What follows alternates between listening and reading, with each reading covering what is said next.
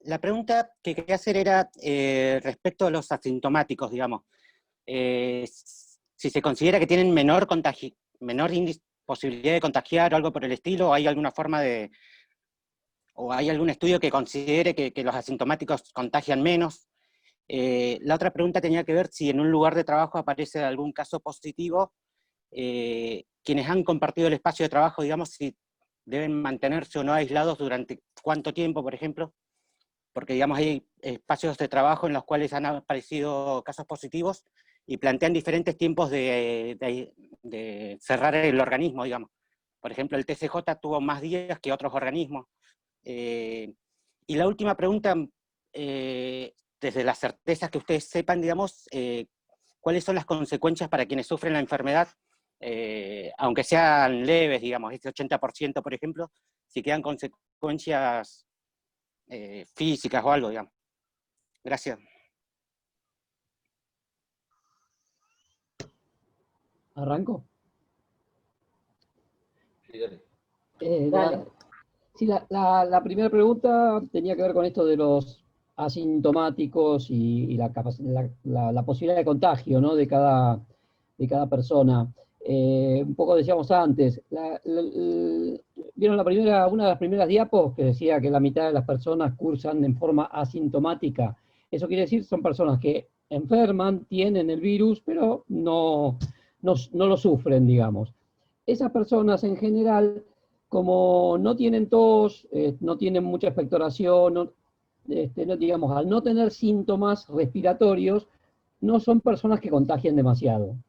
Sí, digamos, son un peligro, pongámosle, porque al no tener síntomas, uno desconoce, digamos, su estado. Entonces, si ellas no usan alguna protección y no son higiénicas, es probable que diseminen la enfermedad. Lo que decíamos hace un ratito era que el presintomático, que es la persona que está empezando a incubar la enfermedad y mañana va a empezar con sus síntomas, esa persona sí contagia mucho. El problema es que no lo sabemos. Como mañana va a desarrollar los síntomas, el día que está presintomático y es muy contagiante, no lo sabemos. Entonces, con más razón, las medidas tienen que ser universales y permanentes, ¿sí? No sé si te estoy contestando, si no después me repreguntás. Había otra de las preguntas que tenía que ver con los días del aislamiento.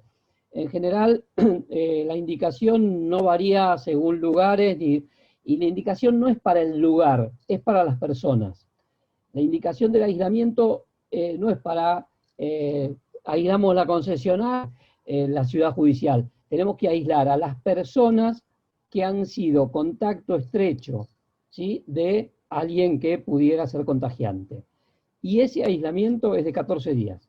Es de 14 días a partir del contacto, es decir, a partir del momento en que uno estuvo en contacto con una persona que era contagiante, los aislamos durante 14 días. ¿Por qué 14 días? Porque 14 días es el tiempo máximo posible que tiene la enfermedad de incubar, ¿sí? En realidad son 12, pero bueno, nosotros tomamos 14 para estar seguros.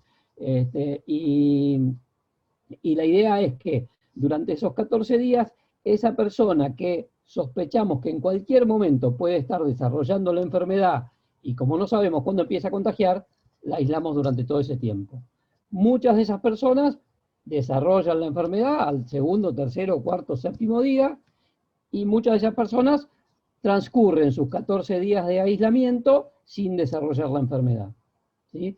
Pero es necesario aislarlos, porque no sabemos cuál va a desarrollar la enfermedad y cuál no, cuál va a ser contagiante y cuál no, ¿sí? Y había una tercera que tenía que ver con lo que técnicamente nosotros llamaríamos secuelas de la enfermedad, si no me equivoco, que era, digamos, las cosas que quedan para una post-enfermedad, ¿no?, que es lo que nos va quedando a quienes pasaron por esto.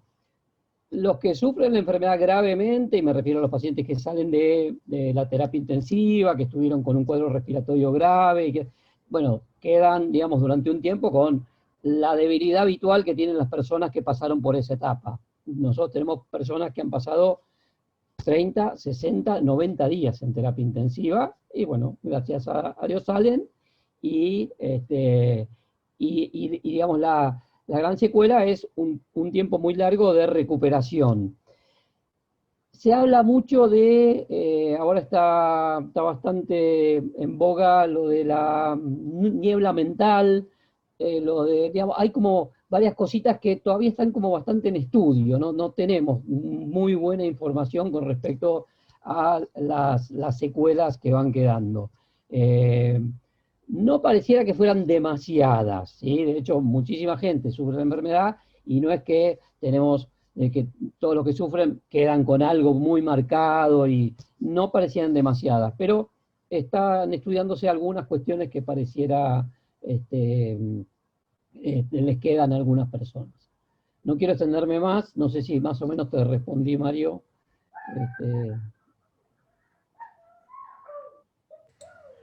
Yo le quiero Sí. agregar a la pregunta de Mario, perdón si me intrometo. El periodo de contagio que se toma en el Poder Judicial desde que se desarrolla algún síntoma, en esta etapa preasintomática, digamos que nosotros decimos que ahí hay mucha carga viral, es de 72 horas. No sé si ese tiempo es correcto o debiera ser más o menos. Es suficiente, ¿sí? Entre 48 y 72 horas es el tiempo que tomamos habitualmente para, digamos, a partir del inicio de síntomas, 48 72 horas para atrás, ¿sí? Esa consideramos como contagiante a la persona que positivizó. Gracias. Sigo con Yo quiero aportarle a la reflexión y probablemente pueda dar lugar a un intercambio, que la definición por excelencia de contacto estrecho está dentro del vínculo que uno pueda tener con un enfermo, como bien decía Facundo, 48 o 72 horas antes de que éste haya empezado con síntomas. Pero ese vínculo, si fue con barbijo debidamente colocado, con el distanciamiento social y por poco tiempo, es un caso que es discutible, me refiero, no entra dentro de la definición de contacto estrecho. Yo quiero particularizar con lo del barbijo porque es verdad que uno debe aislar a todos aquellos que estuvieron en contacto con el caso positivo 48 o 72 horas antes. Yo le agregaría, si no usaron barbijo, claro, al vincularse, y si estuvieron más de 15 minutos y no respetaron el distanciamiento social. Me parece que... Es importantísimo esto que dice Eduardo, es importantísimo, porque en realidad todo lo que estamos haciendo y todo lo que queremos decir en prevención tiende a que si le pasa algo a mi compañero al lado, yo me quede tranquilo porque no fui contacto estrecho de él, porque él se protegía, porque yo me protegía, porque, digamos, no hubo posibilidad de intercambiar virus entre nosotros. Imagínense que quienes trabajamos en los hospitales estamos permanentemente con pacientes positivos. Y no es que nos estamos aislando cada vez que vemos un paciente positivo. Lo vemos y sabemos que tenemos que tener ciertas reglas y ciertas normas y ciertas protecciones para no contagiarnos. No nos contagiamos y seguimos nuestra tarea, ¿sí? Entonces, con los compañeros de trabajo tiene que pasar lo mismo. O sea, uno tiene que comportarse de tal manera que si esa persona era contagiante, yo, porque mantuve la distancia, porque mantuve la higiene, porque teníamos tapabocas, no me siento en riesgo de haber sido contagiado, ¿sí? Ese es un poco el arte, ¿no? de este tiempo de convivir en espacios laborales, sociales, los que se pueda, y familiares, pensando que el otro puede ser positivo mañana y sin embargo yo no voy a estar expuesto o no me expongo a eso, ¿sí? Bien, el compañero Silvio Bengler quiere hacer una consulta.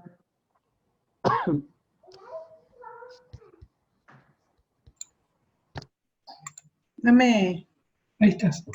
Ahí está, Silvio. Soy la compañera de Silvio. Por ahí preguntar, si bien entiendo que de 48 a 72 horas antes de que se presenten los síntomas es como mayor contagio del COVID. ¿Cuánto tiempo es el periodo de contagio posterior? En esto de que si hay algún enfermo en la casa hay que mantener el aislamiento. ¿Cuánto tiempo más es el contagio? No me había quedado claro eso. ¿Y qué pasa con esto de que si después de pasar el COVID existe inmunidad o no? Eso también. Gracias. Que conteste alguien que sepa, por favor.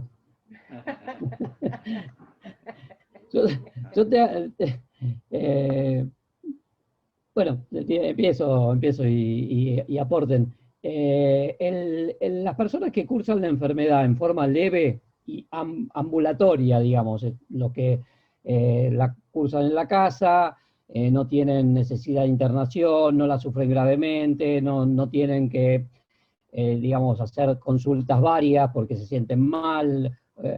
Esas personas, que son la gran mayoría, repetimos, contagian durante, como mucho, la primera semana, ¿sí? O sea, los primeros 7 días son los realmente días que tomamos contagiosos.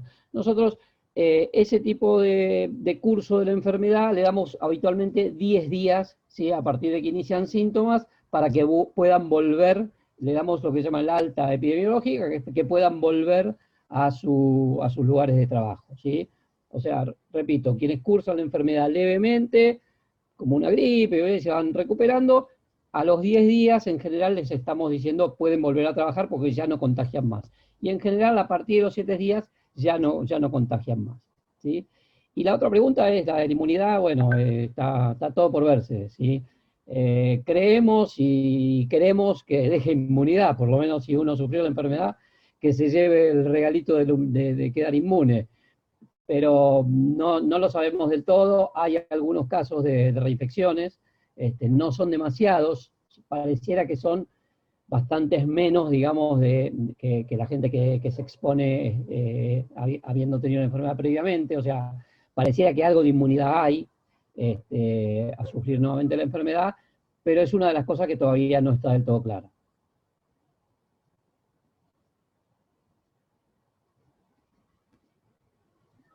Si alguno de los profesionales quiere agregar algo más.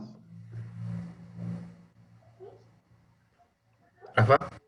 Bueno, Rafael.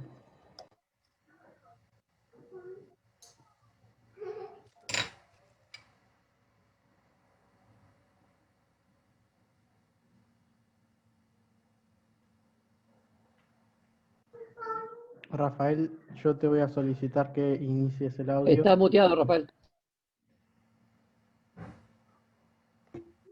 Ahí está.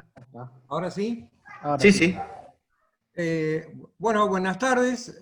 Ante todo, un agradecimiento por todo el laburo que vienen haciendo y además por este espacio, que ha sido muy fructífero. Y yo apuntaba a una dimensión más política, si se quiere, del tema. Porque ustedes hicieron, cuando abrieron, hicieron un informe muy pormenorizado de la situación en que estamos en la provincia de Neuquén y particularmente en algunas localidades. Y bueno, obviamente de esa información que ustedes dan está más que claro de que el sistema de salud, calculo que tanto público como privado, está en una situación más que crítica. Por lo tanto, la pregunta que se impone es qué evaluación hacen sobre el manejo que ha tenido la autoridad política provincial de la pandemia y de las medidas de prevención indispensables.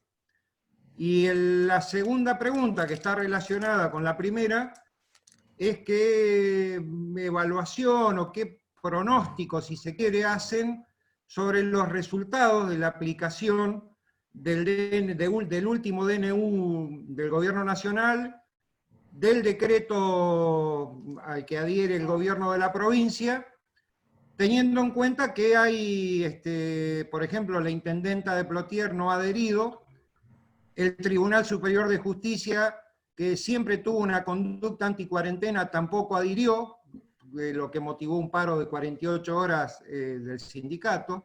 Entonces digo, en función de estas situaciones, y que hay intendentes bastante renuentes a impulsar las medidas que son necesarias, ¿qué perspectiva ven? Porque se supone que esto es para evitar los contagios y darle más aire al sistema de salud, ¿no? Entonces esas serían las preguntas.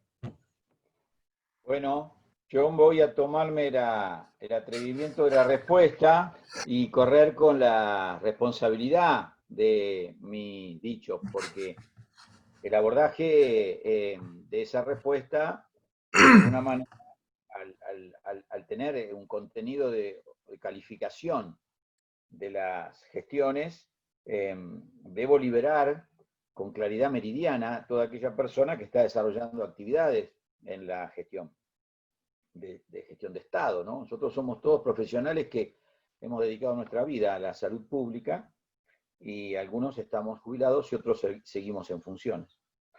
Entonces esto corre por mi pura responsabilidad y libero de la misma a todos los demás. Queda esto claro porque además es grabado. Yo creo que en términos integrales, nacionales, provinciales y municipales, pero las responsabilidades son nacionales y provinciales por excelencia, luego entraron los municipios a tener más injerencia, por distintas razones que no ameritan ahora calificarse, porque esta dinámica del tiempo ha sido determinante de las conductas. El tiempo que va pasando va generando conductas que se ajustan a tiempo y forma, y los tiempos iniciales generaron otras conductas, que hay que evaluarlas en esos tiempos y en esa forma, porque son enfermedades con una alta incertidumbre. Hay respuestas que no se pueden dar porque no hay certezas, no las hay. No hay certeza de cuáles son los efectos que puede generar la enfermedad de aquí en adelante en cada uno que la padece, no hay certeza de si no puede volver a enfermarse el que ya la tuvo, no hay. Hay como indicadores que nos hacen suponer determinadas presunciones, pero no hay certeza. Por eso las decisiones fueron sobre la base de la incertidumbre. Ahora, a medida que la incertidumbre se fue disipando, a mi entender, las medidas de abordaje, ya aquí sí, más provinciales y municipales, porque cada municipio tiene un comité de emergencia que lo preside el intendente, de alguna forma fueron, lo voy a decir así, como trasladándole la responsabilidad a salud pública, ¿no? Y de alguna manera no asumiendo la responsabilidad que corresponde al presidente del comité de emergencia municipal o al presidente del comité de emergencia provincial, que es el gobernador. Y la verdad es que ya está más que claro, y hace tiempo que está claro, que no hubo un abordaje serio en promoción y prevención. Y esto es una deficiencia. Y esa deficiencia está sobre las responsabilidades de los presidentes de los comités de emergencia, provincial o municipal. No se visualizó, no se visualiza todavía, y se sigue cargando las tintas sobre salud. Del primer día, esto fue, al principio fue razonable, lógicamente, que uno salga a equiparse con respiradores, camas de terapia, todo eso tuvo un sentido claro, concreto y en tiempo y forma altamente justificable, y yo al menos lo destaco. Pero a partir de ahí, los mecanismos de contralor de protocolo, los mecanismos de promoción de la salud, deberían haber sido de muchísima más acción. Y nosotros veíamos que liberaban áreas de trabajo y nadie iba a controlar a posteriori qué pasaba en ese área de trabajo, que iban generando protocolos de trabajo en múltiples áreas y no se hacía nada más que generarlos. Y eso ponía en evidencia que el mercado estaba incidiendo demasiado en la toma de decisión y alejando, en definitiva, lo que debería haber sido un objetivo central, que es promover y prevenir, por ende hay que controlar.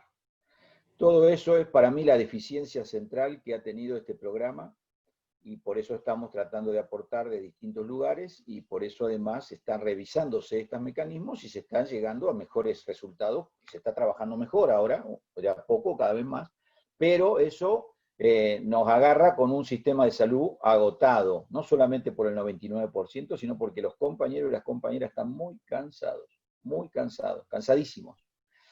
Y a mi entender, las medidas de restricción nuevamente de circulación, si no están en vínculo con una acción directa y sostenida de la programación de acciones de promoción y prevención, no están aportando, están generando situaciones muy controvertidas con el humor social, que van de la mano de instigadores de ese humor, y que van de la mano de movilizaciones y congregaciones y concentraciones que solo hacen daño. Creo que es momento para revisar esas medidas y apuntalar la promoción y la prevención, y comprender que esta enfermedad, como decía Adriana, va a convivir con nosotros. Y si va a convivir, gran parte de las preguntas que estamos haciendo, que son buenas y que hay que seguir respondiendo, encontraríamos las respuestas si repasamos las certezas que hemos aseverado. Poco debería preocuparnos cuánto contagia, cuánto tiempo contagia, quién contagia más, quién contagia menos, si tenemos claro cuál es nuestra conducta de prevención. Porque hay que convivir con el que contagia, porque hay que convivir con el que contagia más o menos. Pero hay que convivir asegurándonos, cada uno de nosotros, cómo debemos comportarnos y cómo debe comportarse el grupo familiar. No hubo en esa línea acciones sostenidas, entonces todo hoy en día es proceso de debate, de discusión, y ahí hay mucha responsabilidad de las líneas de acción de gobierno.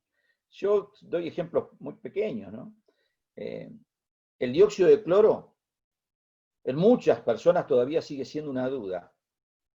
Salud no hizo, el gobierno no hizo una campaña para descalificarlo de plano. Entonces permite que se meten en las redes sociales, cualquiera decir cualquier cosa, y no hay una contraofensiva.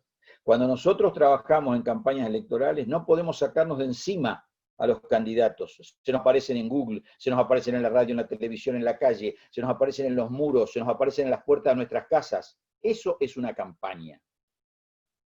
Eso exige inversión, exige inteligencia, exige equipos que piensan en cómo se hace la comunicación, para que llegue la comunicación oficial, centralizada. Hemos liberado eso, lo están haciendo nuestros compañeros. Esos compañeros que están acá charlando con ustedes y otros, son los que hacen los videitos.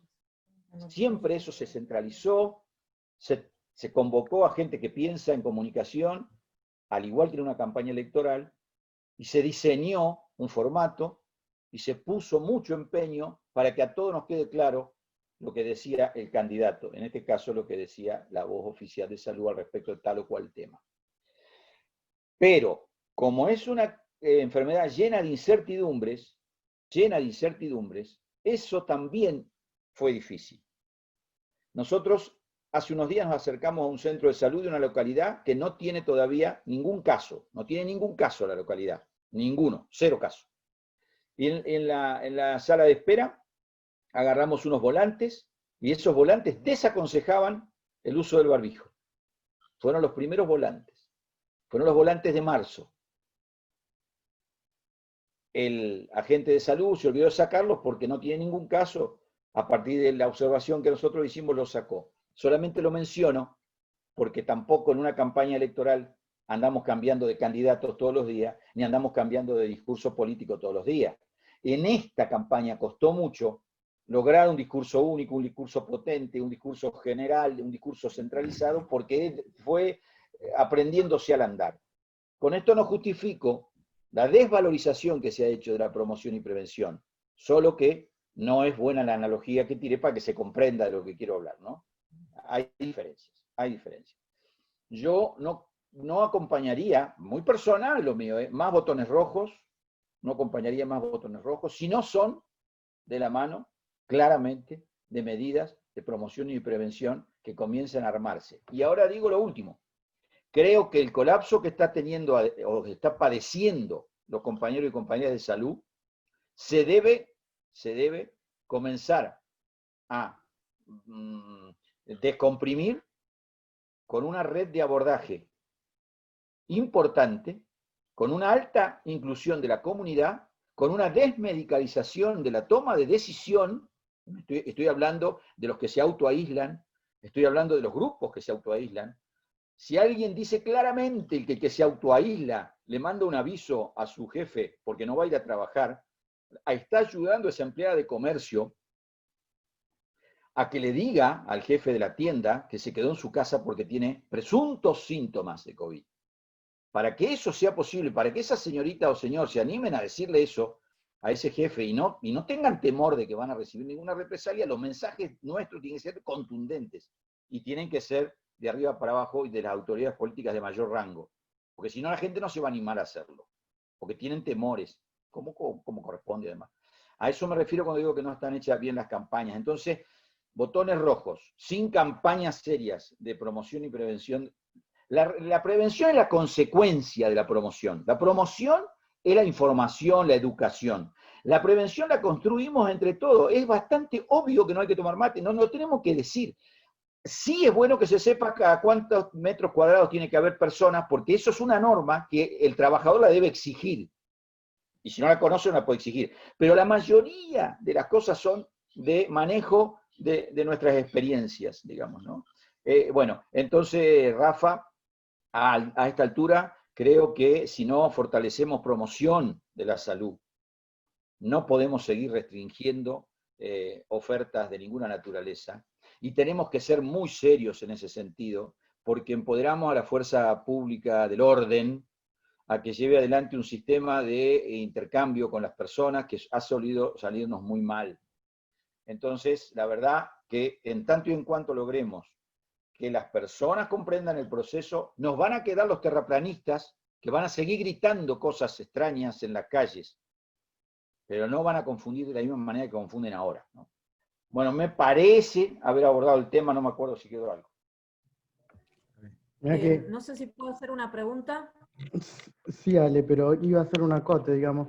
Mira qué importante la intervención que el Tribunal Superior de Justicia, en este caso, no ha hecho afiches contundentes y lo ha tenido que hacer esta organización sindical, informando que si vos tenés algún síntoma, no te presentes a tu lugar de trabajo. Y paso a recordarle a todos los compañeros y compañeras acá que está dispuesto que si algún compañero o compañera tiene síntomas compatibles con COVID, se aísla, manda un mail a Salud Ocupacional, avisa a Salud Pública y se autoaísla, tal cual como lo decía Eduardo. Pero esa campaña de difusión estuvo a cargo de este sindicato, no estuvo a cargo de nuestra patronal.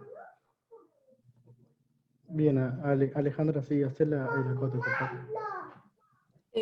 Quiero consultar algo para que quede bien claro, porque a mí me queda muy claro que el que tiene síntomas se aísla, y que, bueno, el contacto con la persona que tiene síntomas 48 horas antes, eso me quedó claro. Lo que a mí no me queda claro es lo siguiente. Una compañera de trabajo tiene los síntomas, se aísla y da positiva, le da positivo COVID. Los que estuvimos en contacto con esa compañera de trabajo, primer punto, no existe, por lo menos donde yo trabajo, y en los dos lugares donde me toca asistir, no es que todos andan todo el tiempo con barbijo. Es más, algunas personas lo usan como porque es obligación, y ni bien llegan, se sacan el saco, la cartera y el barbijo, o sea, como una cosa que es para sacársela.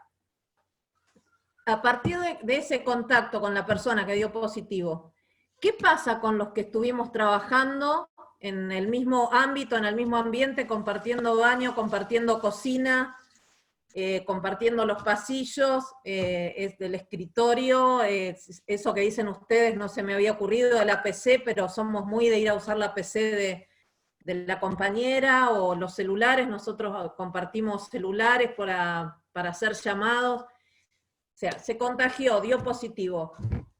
Lo que hace el Poder Judicial, el tribunal anticuarentena que tenemos, es decir que se desinfecta el edificio, que no sé qué sentido tiene, lo hemos visto con unas máquinas que pasan videos, que están como echando, no sé qué echan, agua no, porque a los expedientes no los mojan, así que un humo, no sé qué hacen, y listo, ya está, el otro día se puede ir a trabajar normal todos, menos, o sea, la que está aislada no, pero todo el resto que compartió, sí.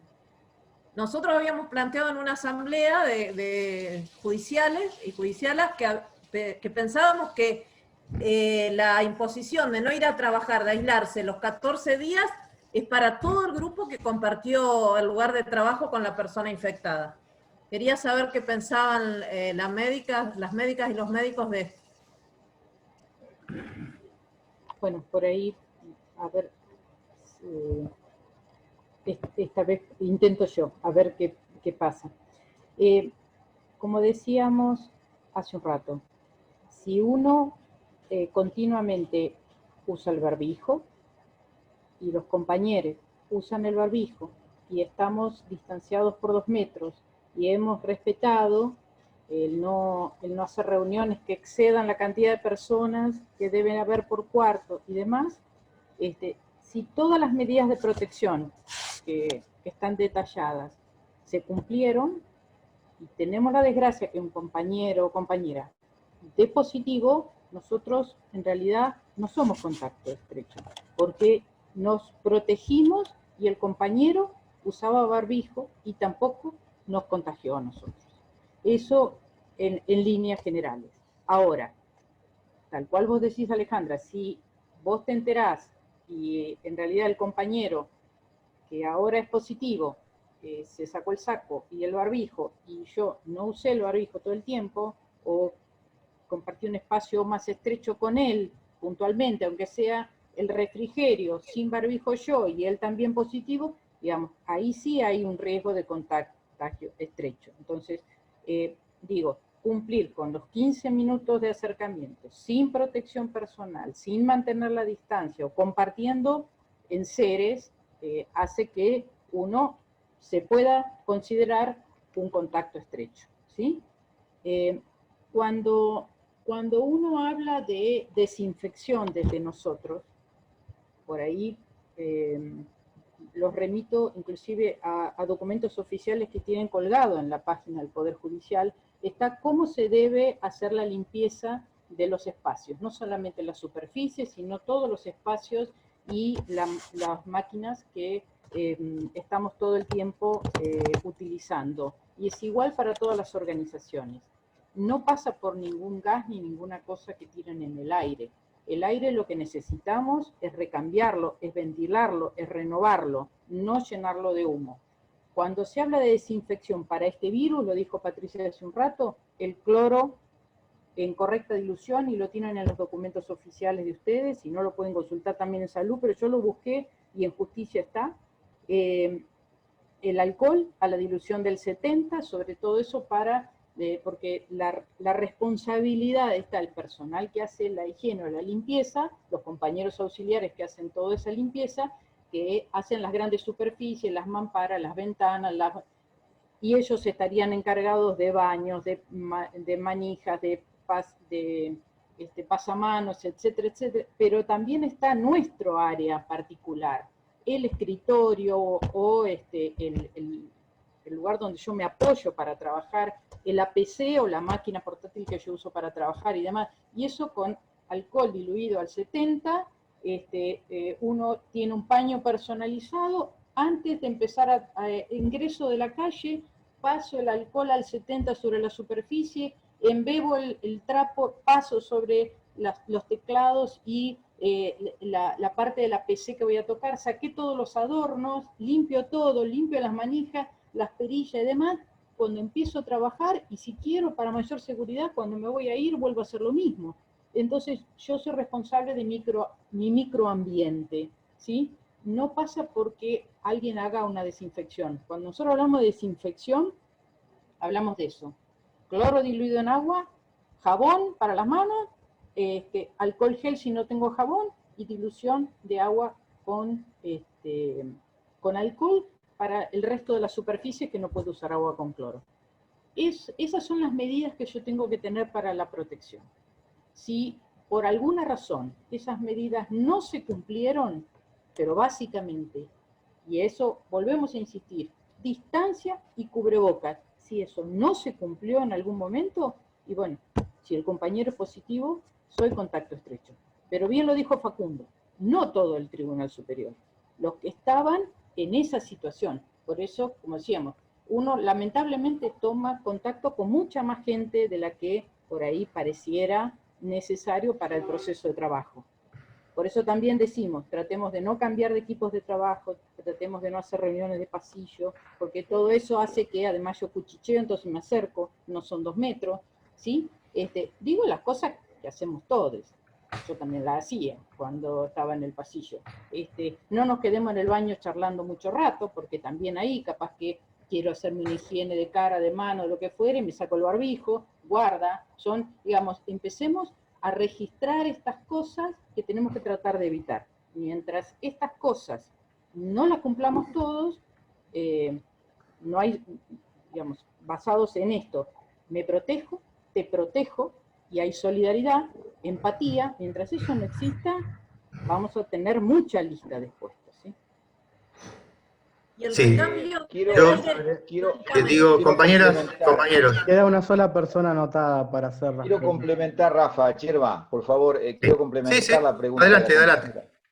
Dale. Quique recién nos decía de que había sido el sindicato el que propició la línea de información que preserva al trabajador y a su grupo familiar en aislamiento si alguien tiene síntomas compatibles con COVID. Bueno, muy bien.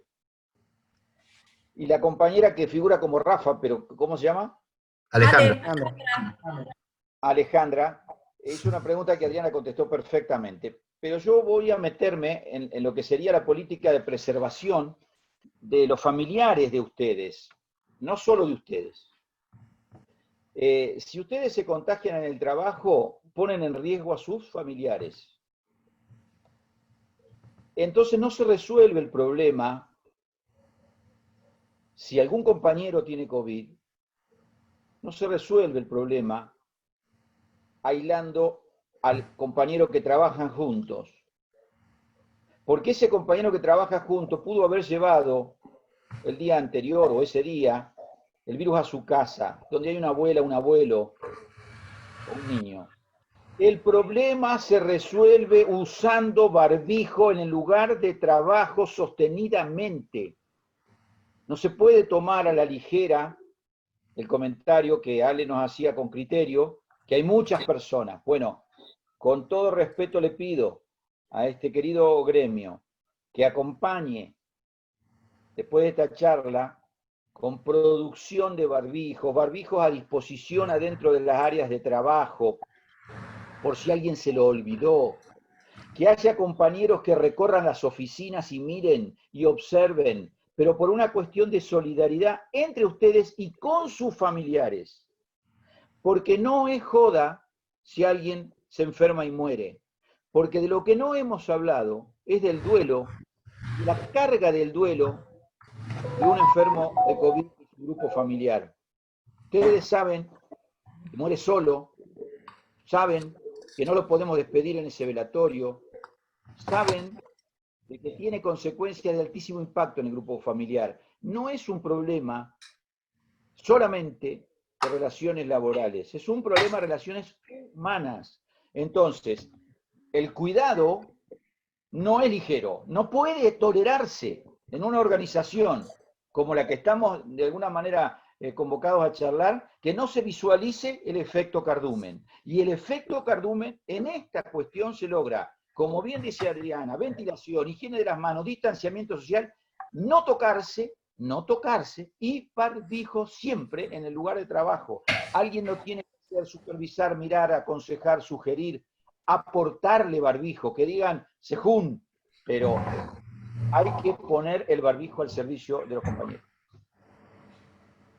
Sí, yo no quiero abusar de lo que estábamos organizando, que era 1 hora y media, y ya se hizo muy extenso, pero bueno, yo lo que propondría a la charla es, hagamos las preguntas en el chat, nosotros estamos en contacto con Eduardo, Hay una sola compañera, Claudia Delgado, que tiene el uso de la palabra para ir cerrando esta primer charla, porque también lo vamos a convocar el miércoles que viene a la misma hora para ver si podemos profundizar algunas cuestiones, no sé si a todo el grupo, pero cosas que hayan quedado en el tintero para evacuar dudas, entendiendo que nosotros estamos en un momento muy difícil como organización, en el cual hemos tenido que tomar una medida desde la conducción de un paro de 48 horas porque tenemos un tribunal que no escucha todos estos reclamos y todas estas verdades que ustedes están reafirmando que venimos sosteniendo desde la conducción del sindicato y de la base y de la asamblea.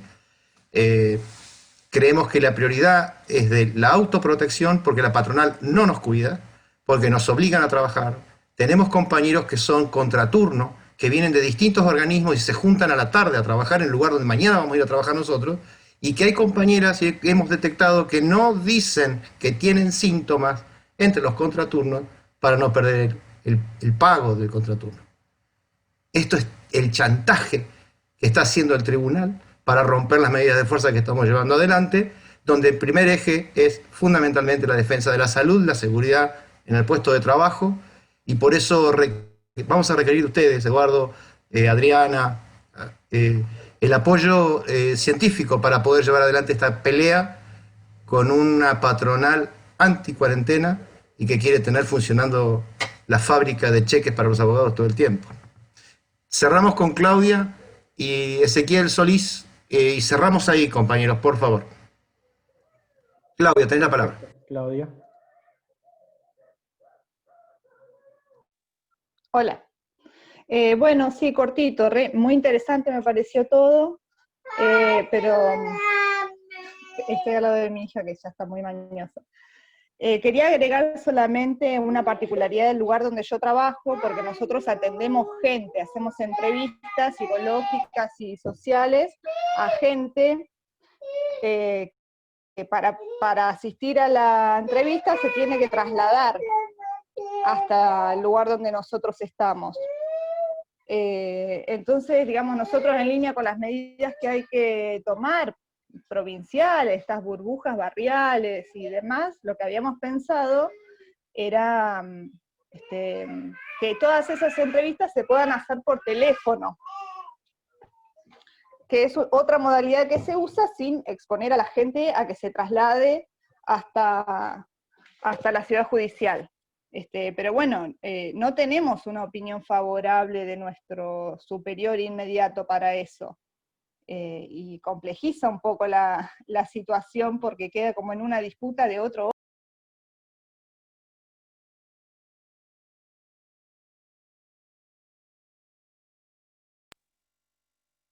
Sí, me cortaron porque había mucho ruido. No, se cortó. No, eso quiero aportar, digamos, que además del contacto con los compañeros de trabajo, recibimos gente en cada una de las oficinas para atender, para sostener una entrevista de 1 hora aproximadamente, que es algo que se podría hacer de otro modo, pero no tenemos aval para eso. Además de que hay rotación en el lugar de trabajo, pero no como burbujas, no como equipos estables que rotan, que era otra de las recomendaciones que escuchaba hoy.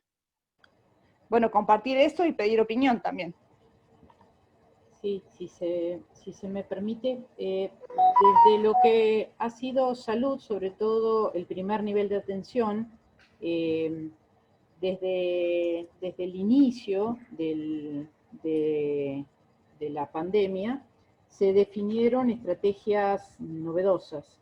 Si bien es cierto que uno, como equipo de salud, y entiendo que muchos otros grupos de trabajo prefiere la relación interpersonal, íntima con la persona, porque eso permite quizá mayor empatía, mayor privacidad, mejor posibilidad de intercambio.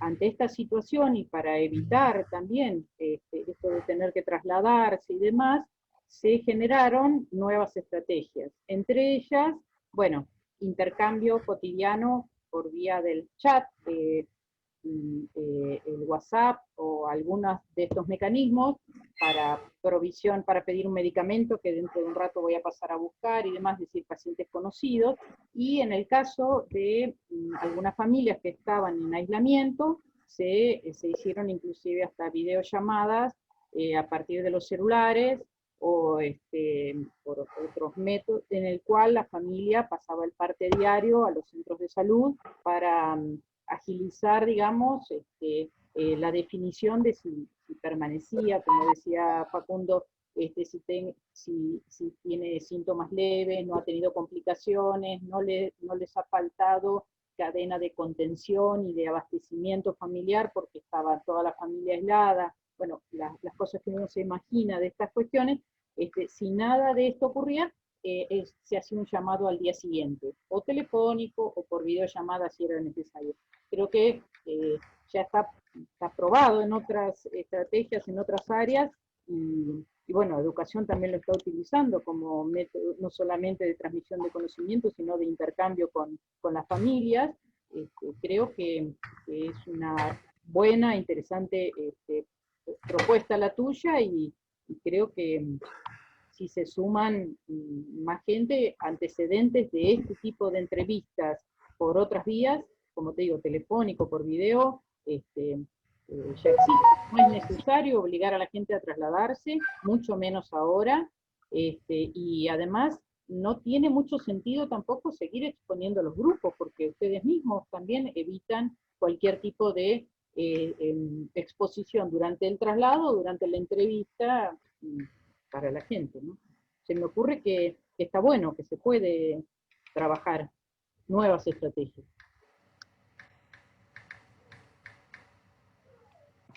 Bien. Yo agregaría a lo de Adriana, que es muy claro, que es una obligación de la patronal, para usar las terminologías que ustedes manejan, profundizar, agotar las instancias para que la gente no se mueva, no viaje, no se junte.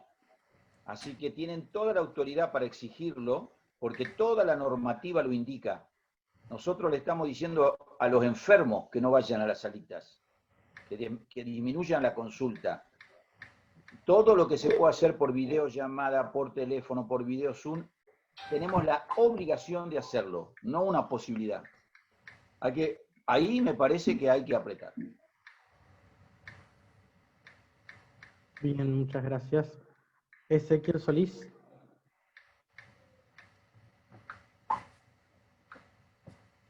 Buenas. Sí, cortito como manga chaleco. Me quedé con el tema de construir políticas para la prevención, y algo que decía Adriana es de la presencialidad intermitente en los lugares de trabajo. Me hizo ruido porque en el interior de la provincia, en el resto de la provincia, en la que no está explotada, estamos yendo a trabajar todos los días. Esto de políticas de prevención, el tribunal no lo ha tomado. Por ahí estaría bueno tomarlo, llevarlo a la mesa chica de la vocalía del tribunal y que lo apliquen en todo el resto de la provincia. Es una acotación más que... Y bueno, agradecer el espacio. Sí, si se me permite, es buena la observación de Ezequiel. Una cuestión que nosotros inclusive manejamos también en otras áreas es el hecho de ir teniendo ya, como decir, planes de contingencia escalonados según la situación que cada área geográfica o poblacional va teniendo.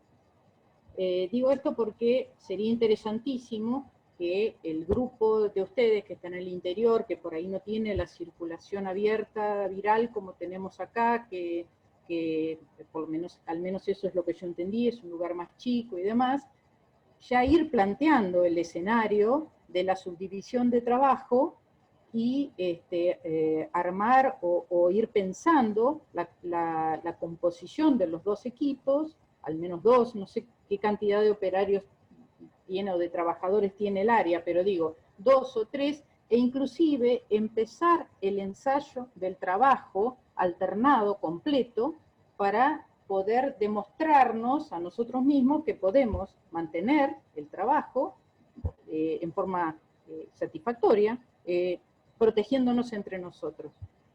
Sería un buen ensayo. El día que, esperemos que nunca circule, pero hay veces que no se da la circulación. Pero si se diera, ustedes ya tienen ensayado un modelo de atención alterno, ¿no?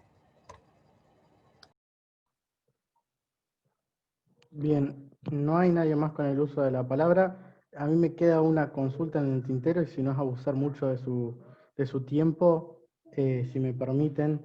Nosotros estamos teniendo muchos problemas. Hablamos en un principio de la situación estática, donde tenemos que tener ese distanciamiento de 2 metros. El problema que lo estamos teniendo no es tanto en estáticos, que si bien en algunos lugares no se estaría cumpliendo. El problema que más tenemos es en dinámico. Cuando la gente empieza a moverse y empieza a trabajar, hay lugares donde se junta gente. Se deja de respetar esos 2 metros. Por ahí es una pregunta, estamos trabajándolo con un equipo de licenciados en seguridad y higiene, pero la verdad que no le hallamos una vuelta como para decir cómo realizamos.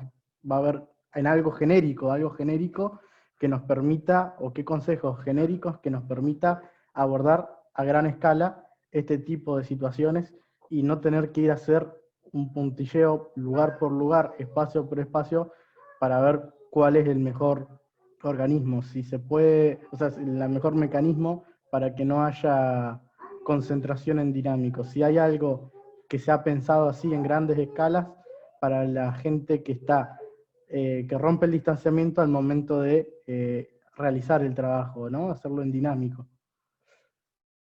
Por ahí es una pregunta compleja que no hemos podido resolver con el equipo de licenciados de seguridad y higiene.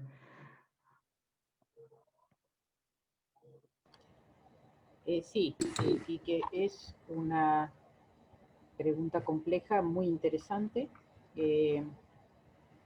Coincido con palabras de Eduardo de hace un rato.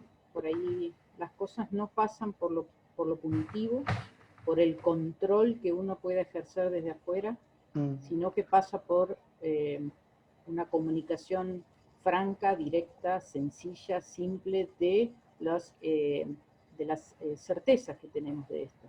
Si la gente se reúne, si la gente no se protege, el virus circula, ama la aglomeración de personas. Así que si nosotros le damos el terreno, él se lo va a tomar, no tiene ningún inconveniente, está muy cómodo en la situación. Las barreras se las tenemos que poner nosotros. Y eso es cuestión de concientización. Coincido que debería haber una comunicación clara desde los estamentos de gobierno sobre cuáles serían las medidas de promoción y prevención, como yo siempre digo, qué se espera de cada uno de nosotros en los distintos lugares donde nosotros vivimos y trabajamos.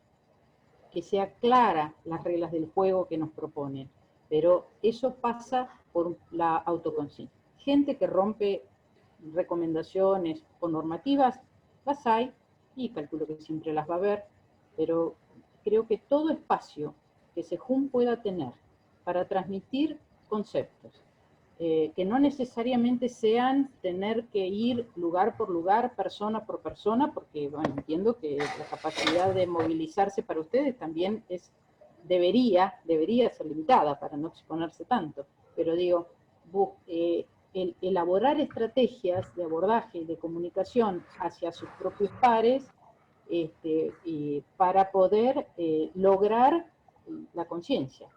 Me cuido, te cuido y hay solidaridad. No se me ocurre otra. Las reglas a cumplir son claras. Si las cumplo o no, puede ser a veces porque desconozco, pero también creo que el lograr la empatía hacia los cambios es mucho de acompañar, de trabajarlo, de conversarlo, de discutir. Patricia. Sí, quería solamente hacer un agregado a esto. Además de que una vez que uno conoce cuáles son las medidas de prevención, bueno, hay que fortalecer un poco el mensaje y repetirlo, ¿no? Sin duda. pero también las condiciones acordadas de los distintos pasos en la cotidianeidad del funcionamiento de los distintos sectores, revisarlos bien, porque a veces uno no se da cuenta y no están revisados, no los tiene ajustados a la realidad de la pandemia, y eso hace que la gente se mueva más de lo que se tiene que mover. Entonces, una de las cosas que me parece importante es revisar los pasos de las actividades habituales de los lugares de trabajo, y ver cómo podés hacer para disminuir eso que te moves cuando no está en pandemia, digamos, ¿no? Eso por un lado. Y por otro lado, si vos ajustás mejor los equipos de trabajo a equipos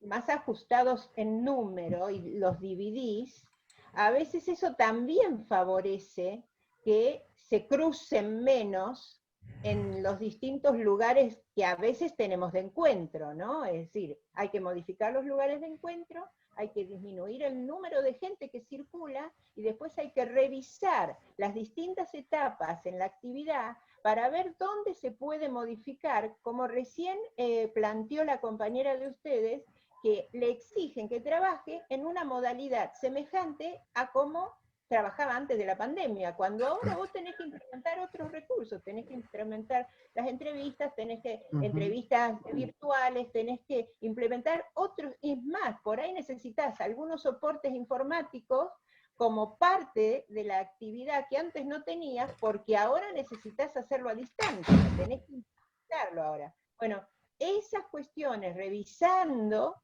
las misiones y funciones y la actividad cotidiana, capaz uno la ajusta mejor y evita esos movimientos que son tan habituales en nuestras instituciones, que vos terminás teniendo 3 personas que andan llevando expedientes de un lado para el otro, cuando quizás uno encontraría alguna forma, si le pone la lupa, de evitarlo, ¿no? Muchas gracias, Patricia. Vamos a ir cerrando con la última intervención con la compañera Mónica Ruoff. Mónica, compañera de Zapala, te escuchamos. Ahora, no podía volver al micrófono. Bueno, primero agradecerles, la verdad que muy interesante, muy claro, no quedaban demasiadas preguntas para hacer porque fueron clarísimos. Sí me queda sonando y me parece que es un guante que hay que recoger, este concepto que dice Eduardo, de red de contención, que fácilmente podríamos los gremios involucrarnos en esto para descongestionar el sistema sanitario en los lugares donde estamos más complicados.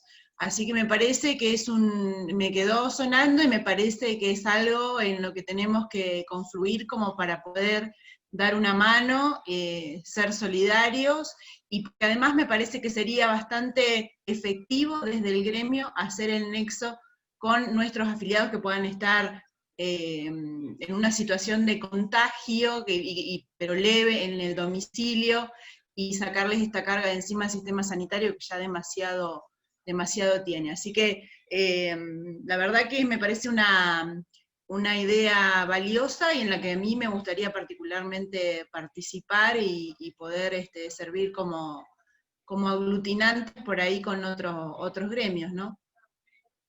Muchas gracias. Gracias, Mónica. Eduardo, ya bueno, digamos, las últimas palabras, no queremos abusar de ustedes, chicos, la verdad. Bueno, Mónica me da pie para abordar con la mayor de las expectativas lo que de alguna manera es una o mejor dicho, la contraparte de ustedes a esta búsqueda que estamos de alguna forma tratando de hacer. Soy cuidadoso y un poco cauto porque me surgen expresiones como estamos tratando, en vez de tratando de decir, estamos gritando a los 4 vientos, estamos desesperadamente buscando. No, vamos a bajarla, pero está en esa línea. Necesitamos del compromiso de los grupos humanos organizados, en este caso el sindicato.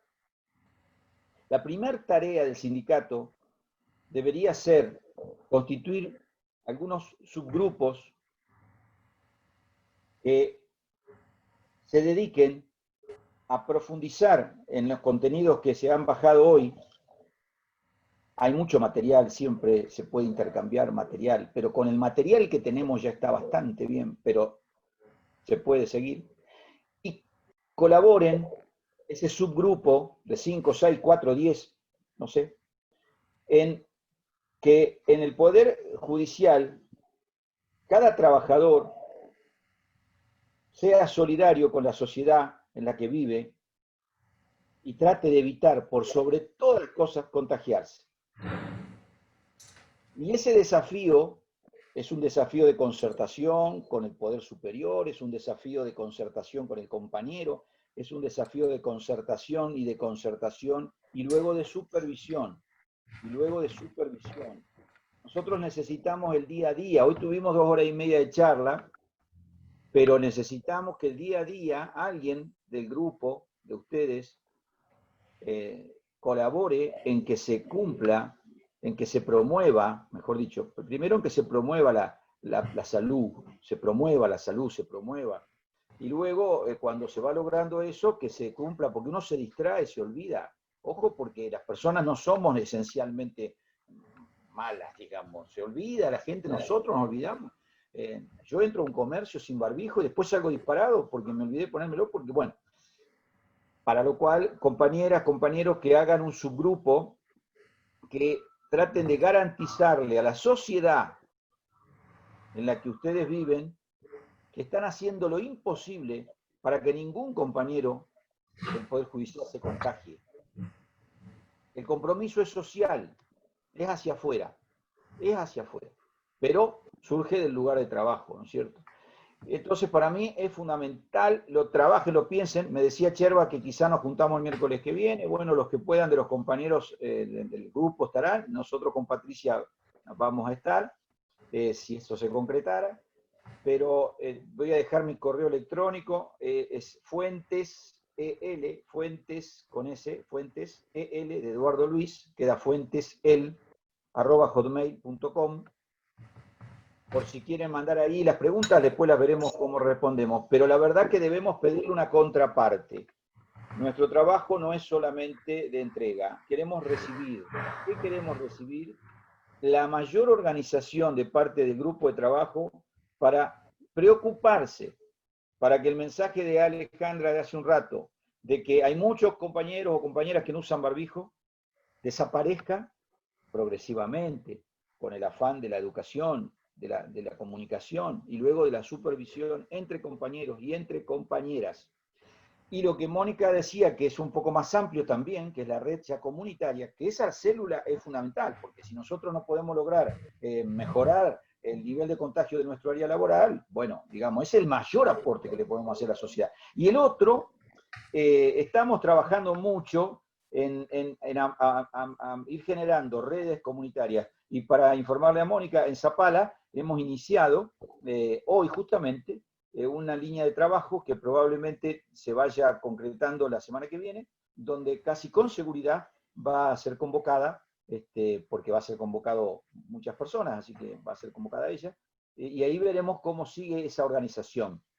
Martín, que se ha retirado, viene batallando mucho en la forma en la que eso se da, así que somos varios los que estamos interesados en ponerle el cuerpo a la promoción de la salud, que construya prevención colectiva y de esa forma descomprimir la carga que tienen nuestros compañeros en salud pública y en salud privada, descomprimirla, y de esa forma además disminuir los contagios, que es el verdadero objetivo, lo otro es consecuencia. Mi responsabilidad, el sindicato que nos ha convocado, por favor, como contraparte a nuestra tarea, deliberar cómo pueden organizar un subgrupo de personas que multipliquen la promoción de la salud y que luego colaboren en el cumplimiento de las medidas. Y ese fue mi correo, y si nos convocan para el miércoles que viene, varios de nosotros seguramente estaremos. Estamos en contacto, ha sido un gusto. Esto es medio artesanal, pero acá hay personas que tienen la vida dedicada a esto. Cuando digo la vida, Pato y yo tenemos 62, 60 y así, Adriana 60 y moneda, no la quiero, pero 60 y un poquito, okay, y así. Somos gente que ha pasado por muchas batallas.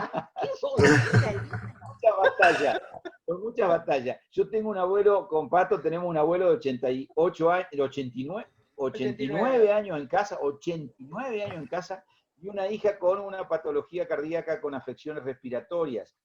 Nosotros no nos podemos enfermar, para lo cual nos tenemos que cuidar mucho.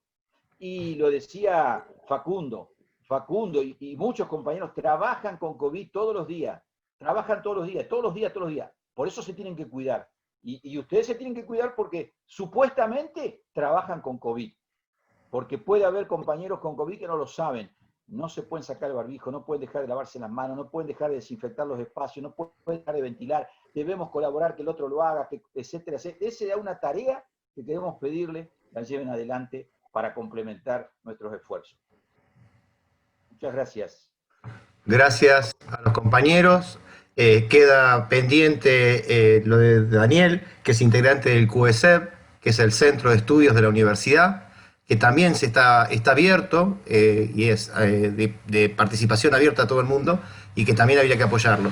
Desde ya, muchas gracias y el tiempo que nos han dispensado y el esclarecimiento de todas las dudas que tenemos. Seguiremos haciendo los deberes de Eduardo, vamos a armar este subgrupo, creo que es la forma de formar nuestro cardumen judicial y poder tender redes a otros sindicatos. Muchísimas gracias a todas y a todos.